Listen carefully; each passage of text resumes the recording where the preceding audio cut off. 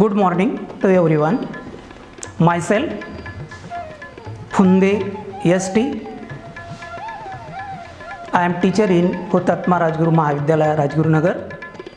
My dear student, I am lecturer in physics in the junior college. All of you know that all the students in the country had great challenges to face the different entrance examinations that are conducted by state government of Maharashtra as well as the central government of India. All of you know that the different entrance examinations, which are those such as CET, NEET, JEE, that is JEE, all these exams are very difficult, and to face these exams, to crack these exams, there are very great challenges to the students for taking the admissions in higher educations like engineering, medicals, agriculture, pharmaceutical branches, and therefore we have to study such a syllabus is difficult, and all of you know that from this year the syllabus of 11th and 12th science for particular subjects such as physics, chemistry, biology, mathematics, all these syllabus which are revised by state government of Maharashtra as well as along with the state board is very easy to face such exams, because whatever this syllabus which was revised by the state government of Maharashtra is just similar as that of the syllabus which is conducted by CBSE, ICSE, NCERT, all these exams. In all these exams the syllabus is similar, and therefore from this year it is very easy to the all students to face such entrance examinations like CET, NEET, JEE, NDA, whatever all other examinations that are taken by the different institutions, maybe government, private as well as autonomous departments. All these exams conduct, and to face, to crack these exams is easier to you from this year. My dear student, I suggest you must attend each and every lecture which is conducted by the Hutatma Rajguru Mahavidyalaya, that are live lectures, and if you attend each and every lecture of every subject, it is easy to face such exams. It is easy to face such exams, and you can crack, or you always face such exams, and it is not difficult to you, so nothing is impossible for you in future. Thank you. Now we can start the actual your syllabus. My dear student, all of you know that first of all, what is the subject physics? Physics is the branch of science or engineering which deals with the study of various natural phenomena. All of you know that Physics is the branch of science or engineering which deals with the study of various natural phenomena.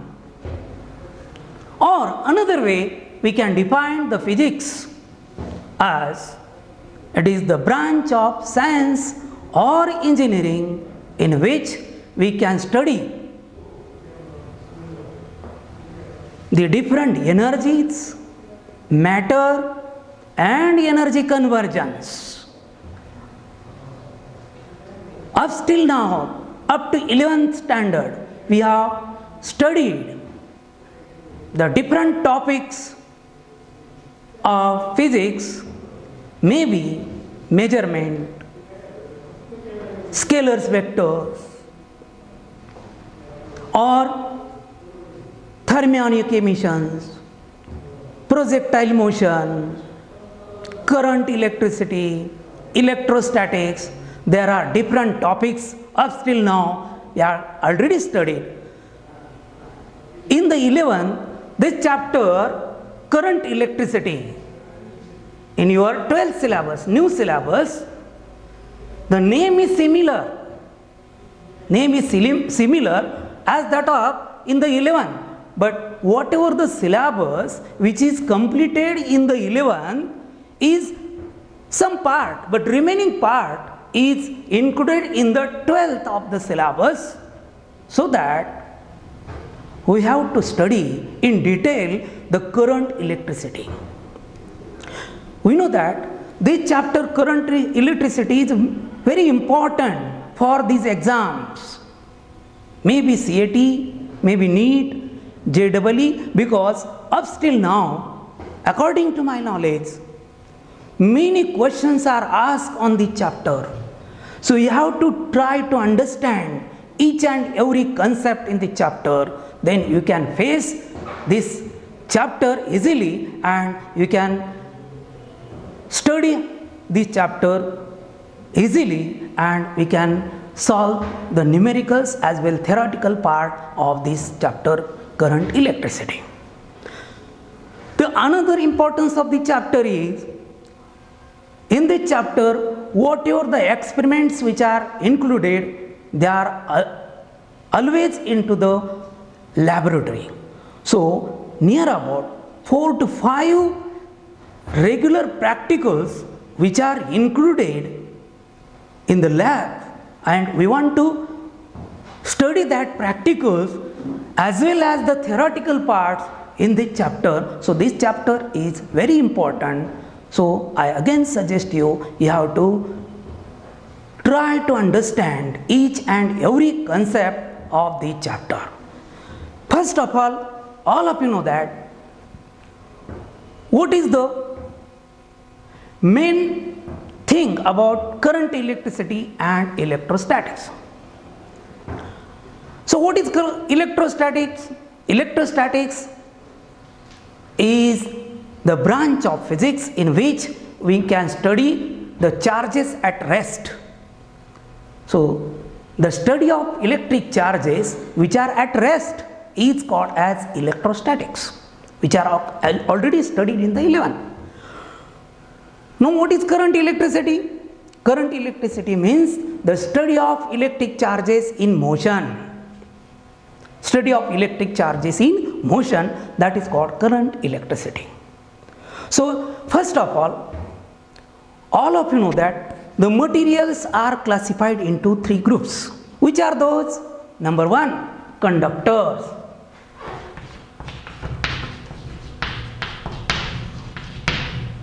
Conductors. What are the conductors? The materials which allows to pass the electric current through it are called as the conductors. What are the examples of conductors? All metals. Most of the materials, metals are conductors because they have free electrons. For example, copper, iron, steel, or we say that silver, good conductor. So there are the materials, they have free electrons inside it and they allow us to pass the electric current through it, and so they are called conductors. Now what are the insulators? Insulators. Insulators are the materials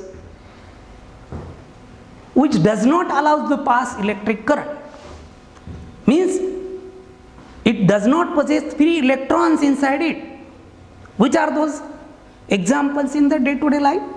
Wood, paper, mica, ebonite, plastic, rubber, whatever all these insulating materials are there, and they does not possess the free electrons inside it, and therefore they are not allowed to pass the electric current, and such materials are called insulators. Such materials are called insulators. Now third category of the materials are semiconductors. So what are the semiconductors? Semiconductors. Semiconductors are the materials whose electrical conductivity lies between conductors and insulators. Means it is not pure conductor, it is not pure insulator, its conductivity is intermittent between conductors and insulators. So which are the examples of semiconductors? The silicon and germanium, which have more advantages in the day-to-day life in electronic branches, are the semiconducting materials. In detail, we want to study in the higher standards or in the next chapter what is actually semiconductor in detail, how it is used as a capacitor, diodes, triodes, transistors, ICs, etc. How it can be used in different advanced electronic devices we can study afterward. So this is the third category of the materials called as semiconductors, and whose conductivity is intermittent between conductors and insulators. Now all of you know that how the current flows through the circuit. How the current flows through the circuit, that is flow of electric current through the circuit. Flow of electric current.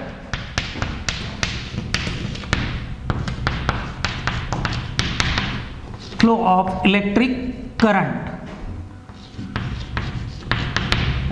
through circuit or through wire, or we say that through conductor.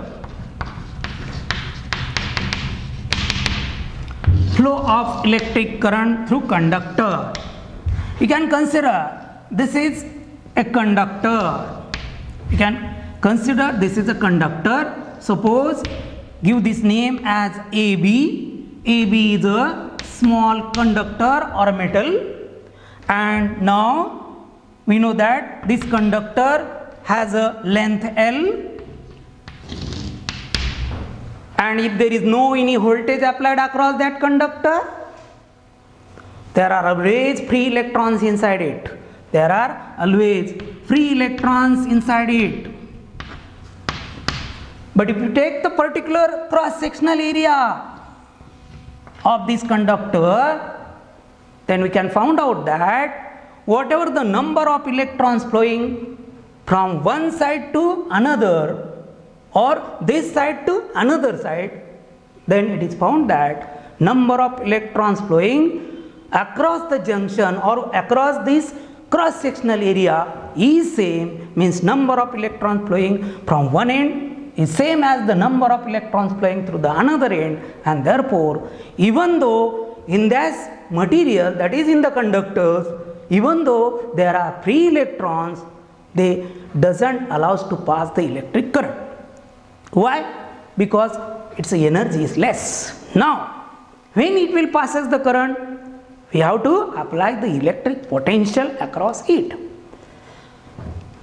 So we can consider suppose this is a cell or a battery. This is a cell or a battery which is applied across the two ends of this conductor.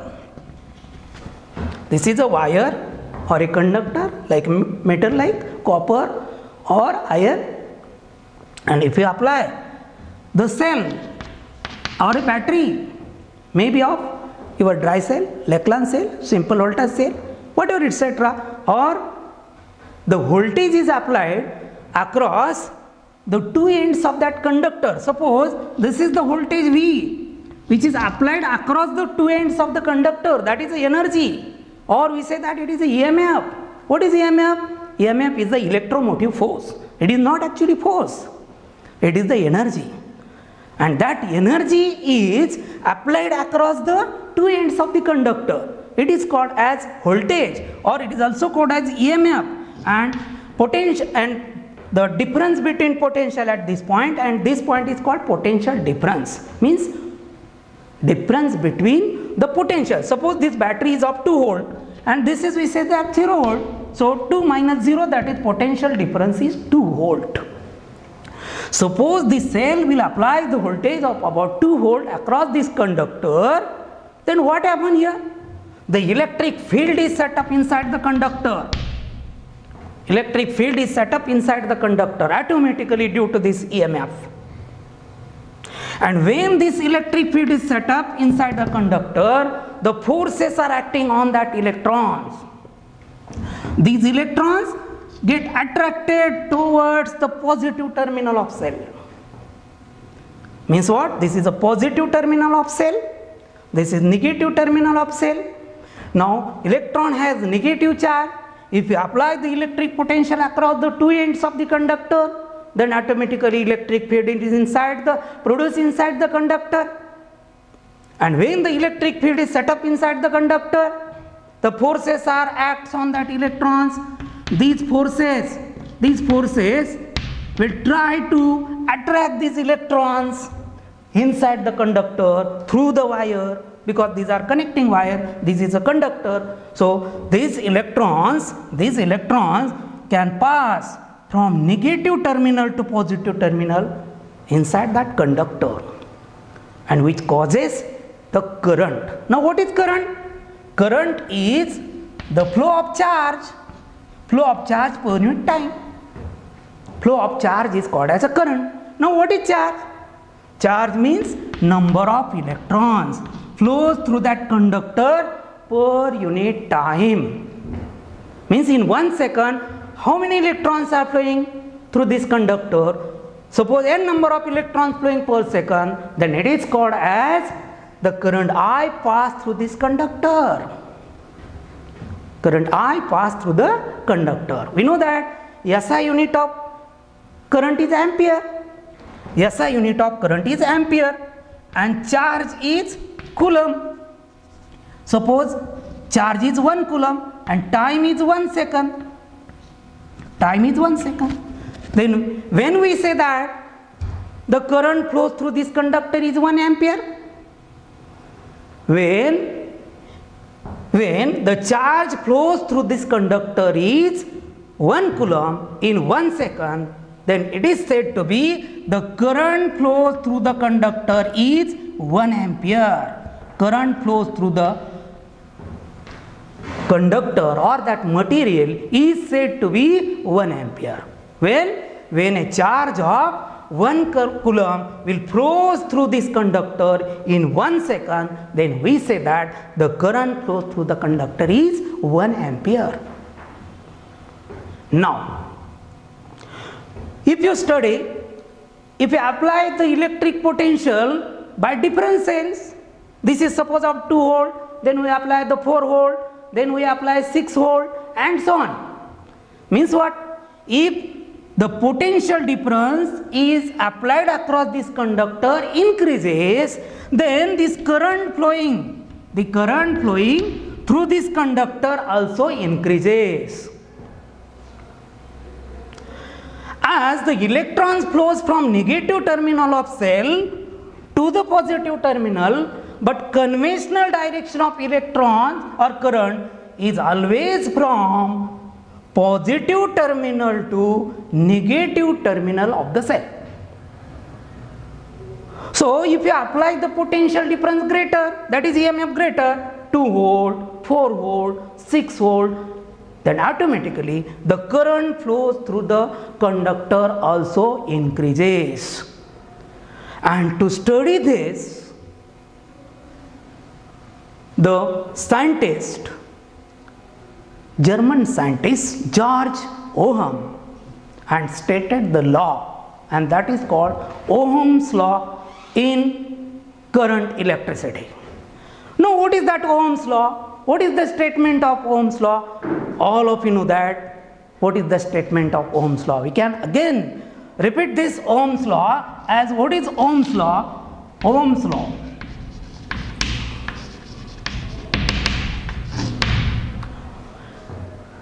What is the statement of Ohm's law? Statement.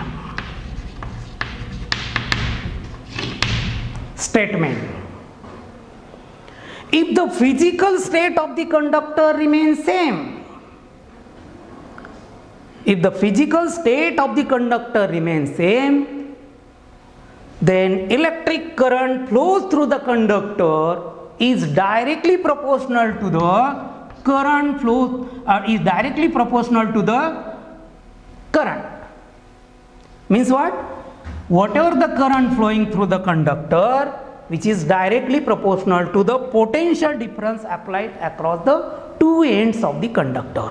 What is potential difference? Potential difference means voltage between 2 points. Suppose this is of 2 volt, this is 0 volt, 2 minus 0, 2, that is voltage between these two ends is 2 volt.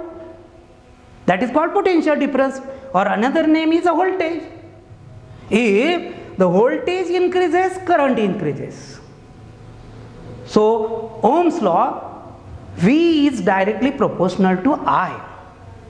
And if you remove the proportionality, we can write as V is equal to Ri. V is equal to Ri, where R is called as the resistance of that conductor. R is called as the resistance of that conductor, and we can write these formulas R is equal to V upon I. So how to state the Ohm's law? Ohm's law states that if the physical state of the conductor remains same, that is material, dimensions, temperature, that is physical state. If it remains same, not change, then the current flowing through the conductor is directly proportional to, means what? It is directly proportional to the potential difference applied across the two ends of the conductor. म्हणजे काय? तर हा एक वाहक आहे, हा एक conductor आहे, आणि या कंडक्टरच्या भोवती तुम्ही दोन एंडच्या अक्रॉस जर ही बॅटरी किंवा सेल जोडला, आपल्या घरामधला बॅटरी मधला सेल, तर तुम्हाला असं लक्षात येतं की व्होल्टेज जर याच्या अक्रॉस लावलं तर ऑटोमॅटिकली याच्यामधून करंट पास होतो. हा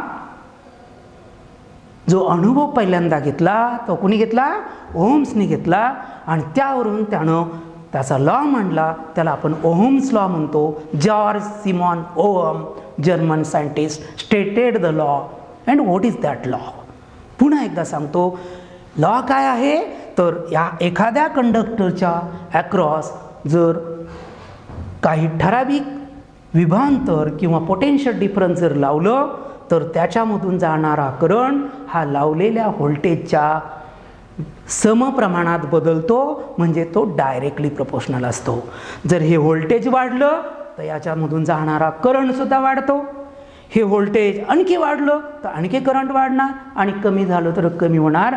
याचा अर्थ त्या कंडक्टरमधून जाणारा करंट हा त्याच्या अक्रॉस लावलेल्या व्होल्टेजच्या समप्रमाणात बदलतो, आणि म्हणून आपण त्याचं स्टेटमेंट काय लिहितो?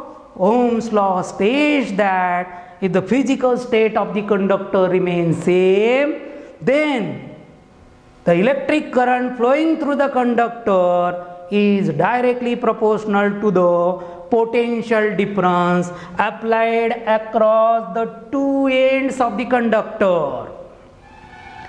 So all of you getting this?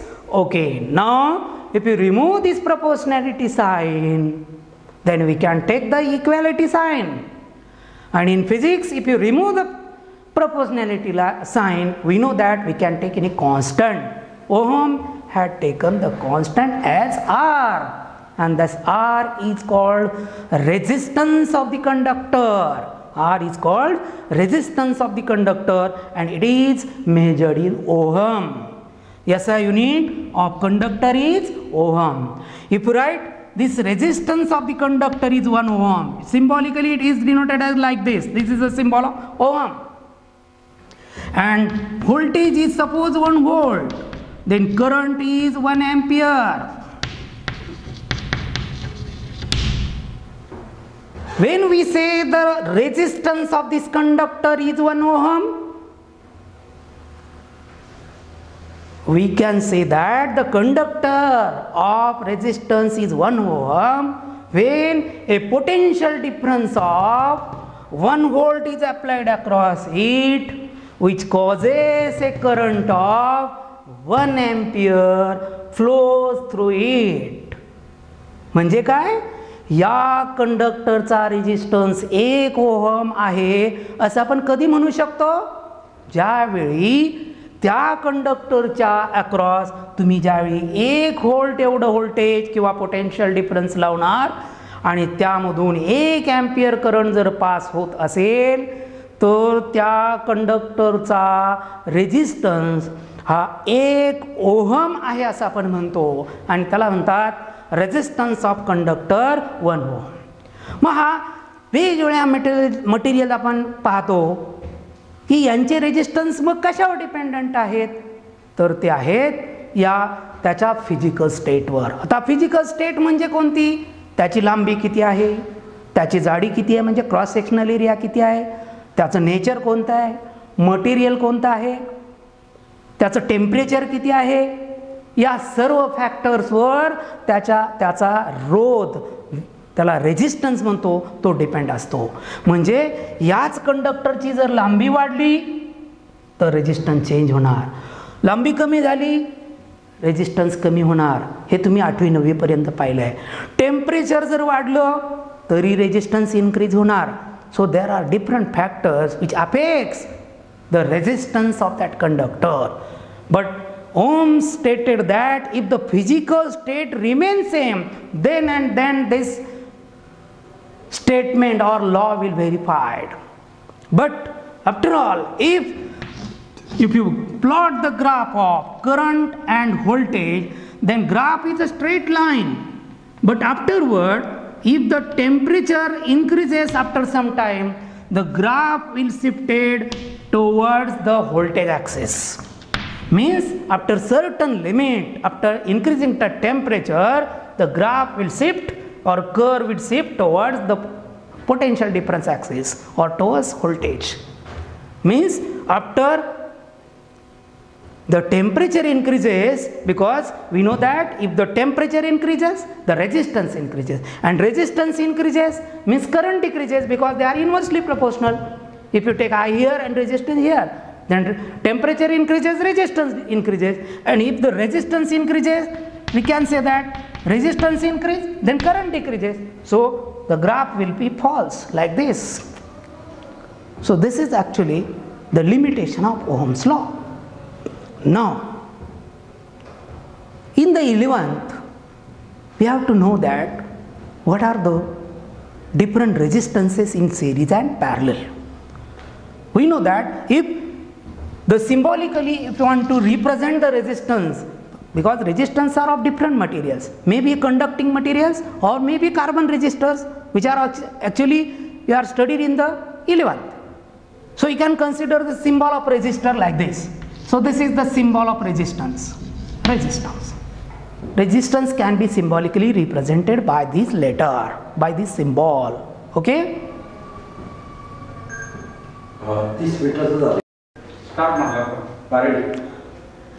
So all of you know that what is actually Ohm's law.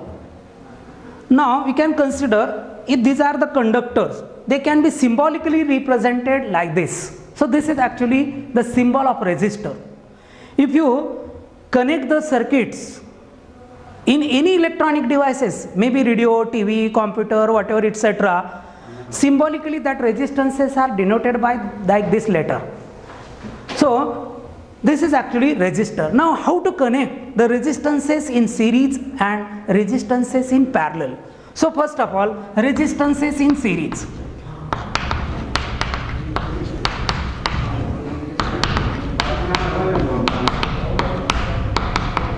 Resistances in series. If you connect the resistances, suppose this is R1, this is R2, and this is resistance R3. If you connect this resistance in series, then we can connect like this. Now what is the law of resistances in series? So law of resistances in series. What is actually law? If you connect this resistance in series, then if the number of resistances are connected in series, means what? We can connect one resistance after another to the cell or a battery or in the circuit. Then what is their equivalent resistance? The equivalent resistance is taken as Rs is equal to R1 plus R2 plus R3 and so on. Rs is called as the equivalent resistance in series, and these are called individual resistances. Now what is the law? If the number of resistances are connected in series, then their equivalent resistance is equal to sum of SUM berries, sum of the individual resistances. Means this is of 2 ohm, this is of 3 ohm, and this is of 5 ohm. Then what is it, their addition? 2 plus 3 plus 5, we can get 10 ohm. Or if there are 3 ohm, 3 ohm and 3 ohm, then their addition is 9 ohm. So this is actually their equivalent resistance. Means if you want to 3 resistances of 3 ohm, and your radio or your any electronic device, maybe computer, is not operating well, and you want to correct them, and we want 3 resistances, and if you go in the market and there are not like this resistance, same value of resistance in the market, then we can take a 9 ohm resistance also.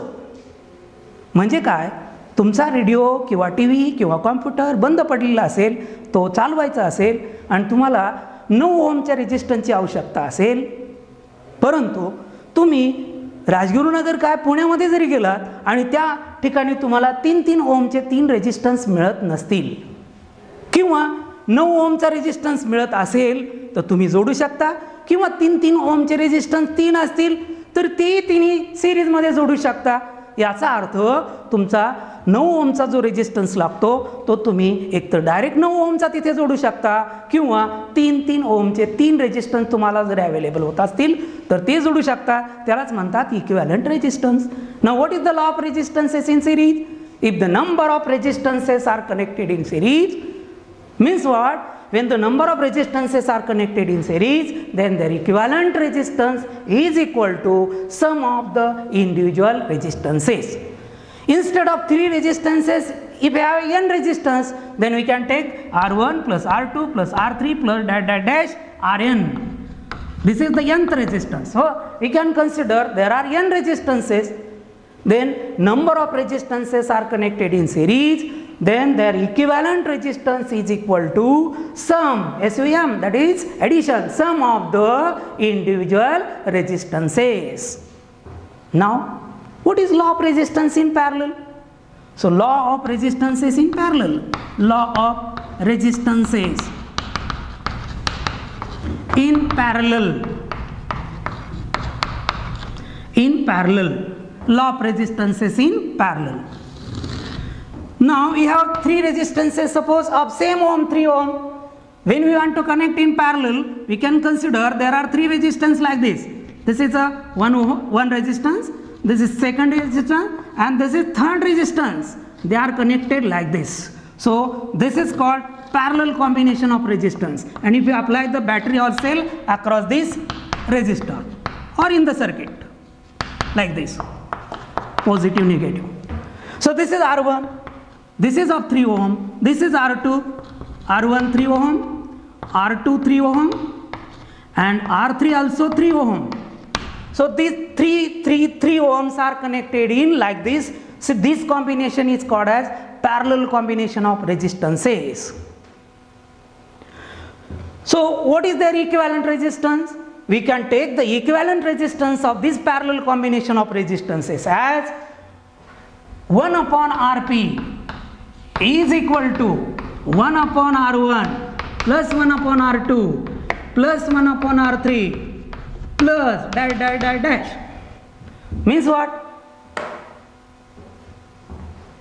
If these three resistances are connected in series, means what? If your radio is off or TV is off or any electronic circuit is off and we require three resistances or we require the equivalent resistances. Now we can consider there are three resistances. Their equivalent resistance we can calculate as 1 by 3 like this. 1 upon Rp is equal to 1 by 3 plus 1 by 3 plus 1 by 3. So we can take as numerical 3, that is LCM, and again 1 plus 1 we get 3. 3 divided by 3, that is we can get 1. So we can take the reciprocal. So equivalent resistance becomes Rp is equal to 1 ohm. Means what? If we have to need a resistance of 1 ohm to make clear your radio or electronic circuit, and if you are not available 1 ohm resistance in the market, but 3 resistances of 3 ohm like 3 ohm are available, then we can connect that like this. Means instead of these 3 resistance we can connect 1 ohm resistance. It is equivalent. म्हणजे काय, तुमचा radio किंवा एखादा electronic circuit बंद आहे आणि तुम्हाला 1 ओहमच्या रेजिस्टन्सची गरज आहे, पण 1 ओहमचा रेजिस्टन्स मार्केटमध्ये मिळत नाही आहे आणि तुम्हाला तर 1 ओहम पाहिजे. मग कोणते मिळाले? 3 मार्केटमध्ये मिळाले. मग तुम्ही काय करा, हे 3 रेजिस्टन्स असे पॅरलल मध्ये जोडून द्या. 3 ओहमचे 3 रेजिस्टन्स पॅरलल जोडले म्हणजेच 1 ओहमचा रेजिस्टन्स त्या सर्किटमध्ये जोडला असा अर्थ होतो आणि त्यालाच म्हणतात इक्विव्हॅलंट रेजिस्टन्स. आणि मग त्यालाच म्हणतात law of resistance in parallel. So what is law of resistance in parallel?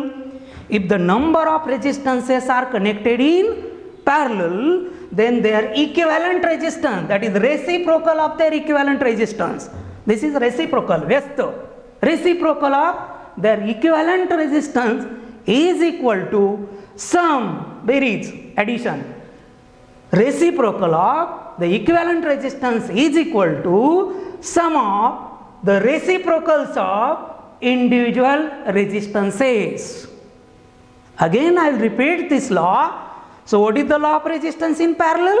The law of resistance in parallel is state that if the number of resistances are connected in parallel, then the reciprocal of their equivalent resistance is equal to sum of the reciprocals of individual resistances. So this is the law of resistance in parallel. I think all of you getting. If you have any difficulty, you can ask afterward. Now, this is the actually basic concept which are actually we have to study it in the 11th as well as 10th. Now, this Ohm's law is not suitable for solving the different difficult or complicated circuits. Means what? The current flows in the complicated circuits, maybe radio, TV, there are complicated circuits and we want to find out the current, voltages in the different branches. Then it is not necessary, it is not sufficient to Ohm's law. We can apply the another laws and we can solve the numericals as well as the concept. And which is very important, now we want to study the next point as Kirchhoff's laws. Now what are the Kirchhoff's laws? There are 2 laws that was stated by Kirchhoff and they are called as Kirchhoff's first law and Kirchhoff's second law. Now what is Kirchhoff's first law? We can consider consider the Kirchhoff's second law. So Kirchhoff's first law and second law. First of all, Kirchhoff's laws in network.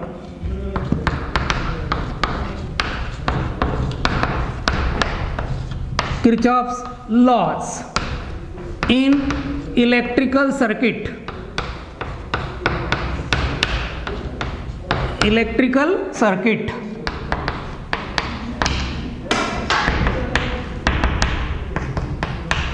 Kirchhoff's laws in electrical circuit.